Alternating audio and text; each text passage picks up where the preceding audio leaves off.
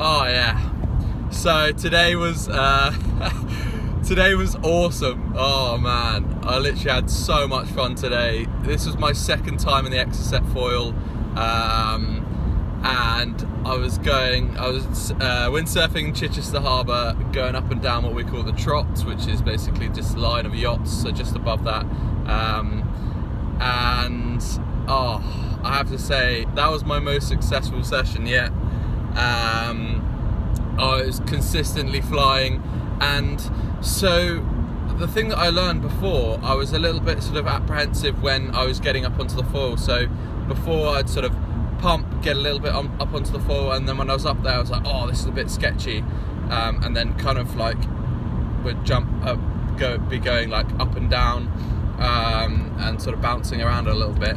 But then this session today, I just got to grips with floating along in the air and trying to keep it consistent.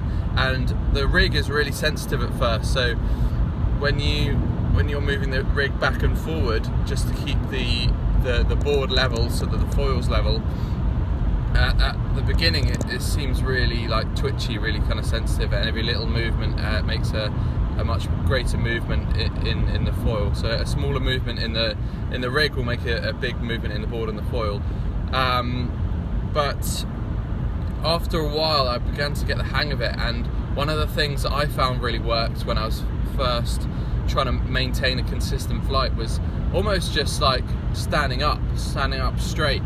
When you're windsurfing normally, you're meant to keep a lot of pressure on your back foot, and you kind of drive off the fin.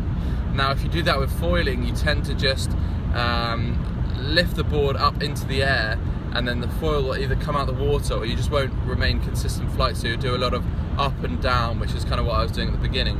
So what I found was, if I just, as soon as I was just on the foil, so you go kind of from non-planing, then you pump onto like a normal plane, like you would a normal windsurfer, and then I felt at that point, just keep it, at that point I would start to kind of almost just stand up, keep your legs straight, your back one specifically. You can bend the front one a little bit, but basically your weight comes forward, but also kind of in more.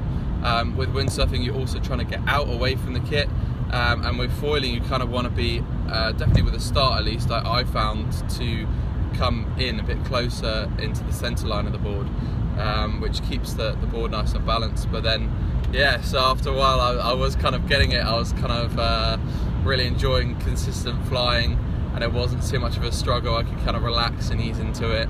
And also I did find just taking a bit of a deep breath once you're up there and just kind of chilling out, relaxing into it, instead of being really stiff and kind of rigid, you want to kind of relax and just sort of ease yourself into it. Obviously a lot easier said than done, but I did find that a lot easier to do further through the session, just to relax, and a lot of fun. And I'm actually getting like really addicted to this.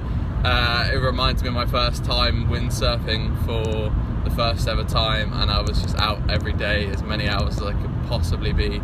So last night I was out till about 8 o'clock, launched at about 5:36ish, and I was still contemplating staying out. The only thing that really stopped me from going out again was the wind.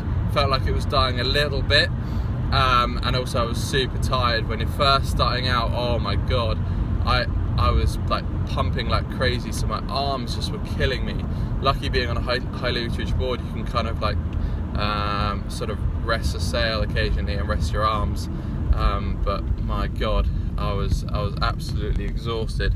But it's good fitness though, and good pumping practice. But I can see myself getting very, very addicted to this, and hopefully keep developing my skills on the foil.